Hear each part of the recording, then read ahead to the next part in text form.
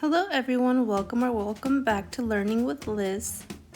This time we're gonna do budgeting, and if you wonder how I made my trackers, wonder no more, here's how I did it.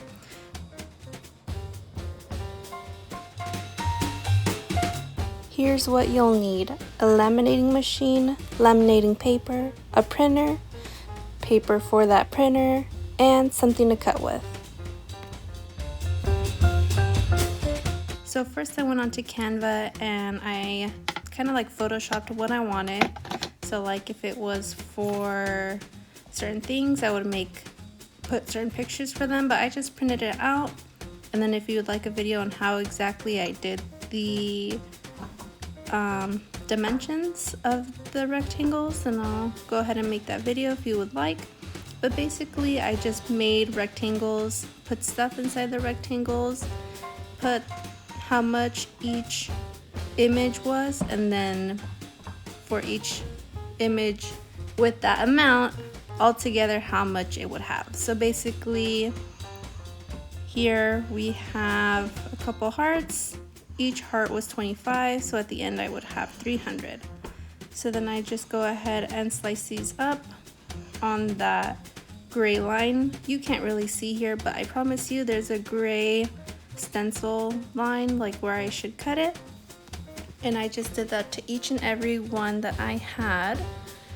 And if you're doing this for yourself, I do suggest that you use a paper slicer like this or the one that chops, because with scissors I feel like you won't be as precise. But if you have a steadier hand than me, I would say go ahead and try it. And then I just went ahead and cut all along the edges to make sure that there's no gray showing. And I went ahead and did that with all of them. And then once I had them all cut out, this is what they look like. So I have some for rent, for food, for lashes, a whole bunch of different ones for every envelope that I have. And this is my laminator. So this one I got for $10 at Walmart. This is Paper and Gear. This is the first time that I'm using it, so it was kind of like a learning experience. So I have been excited. I have been wanting one, and I finally got one. So this is it heating up. So it has 5mm and 3mm, and this is the laminating paper that it came with. It said that this was scraps, but I just wanted to go ahead and try it with the stuff that I had. I didn't want to kind of like waste the laminating paper that it came with.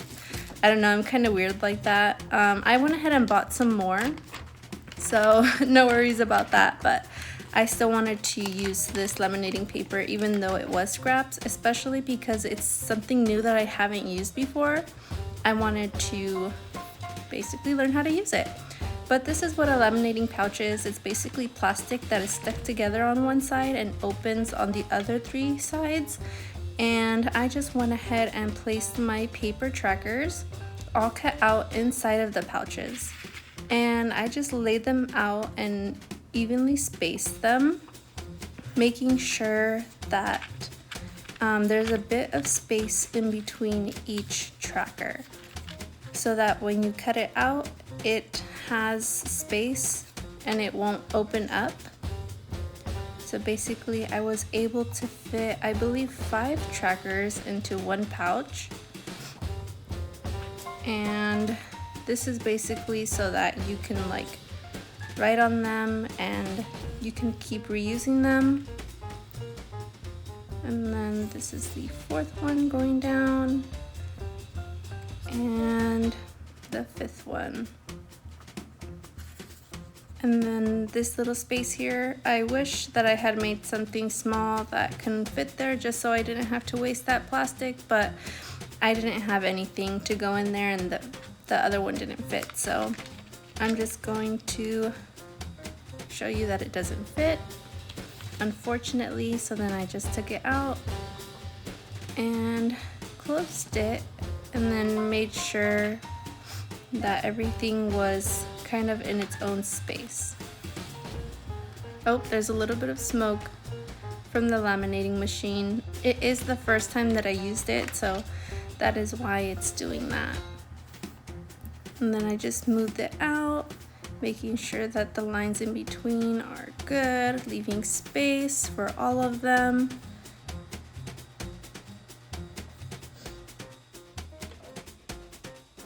And this is the laminator. It does do 5 mil and 3 mil. The paper I'm using, or the laminating paper that I'm using, is 3 mil, so I went ahead and put it in that setting. And then I'm just gonna go ahead and put it in this side, and then it's gonna slowly come out the other side. And then I just speed up the video, and then it's gonna come out on this side.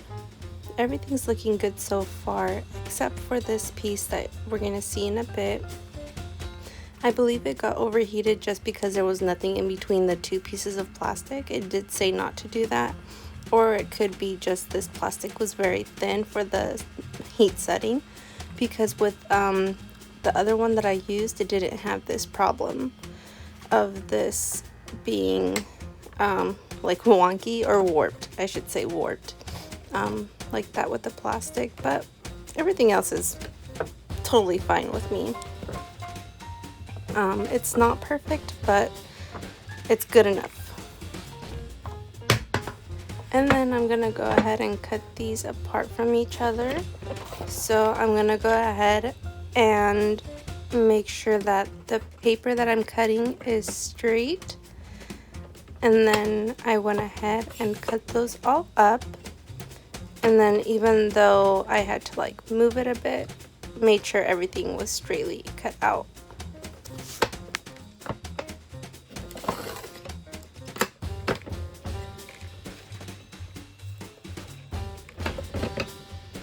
Especially here where you can tell that the papers are very crooked, whatever. I just went ahead and lined it up and then cut it. See how it's like straight on all sides? We love that. And then I'm just gonna move this a bit, tilting it so that it cuts off that little piece on the top.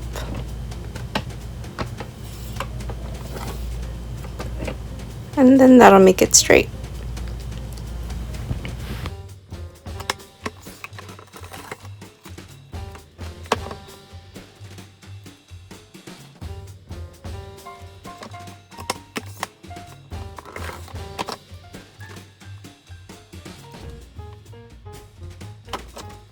And then here I'm just cutting off some more of the edges to make it more nice and neat, and then just gonna cut off a bit on these sides.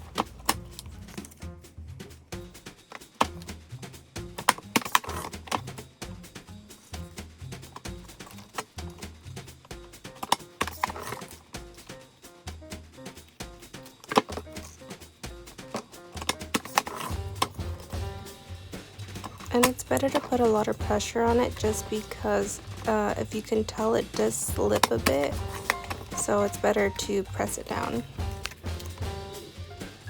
And that's it. That's all you need to do to make your trackers. Just go ahead and get a marker. This is a wet dry marker from Expo. I love it because you can just color in whatever you need to color in, and once it dries, it doesn't come off until you wet it. Right now it's gonna smudge just because it's still wet, but as you can see, it kind of stays. And then once you wet it, it comes off, and then you can reuse your trackers. And that is how I made my reusable trackers. I hope you guys try it out. It was a lot of fun. Thank you so much for watching and learning with me today. See you in the next one.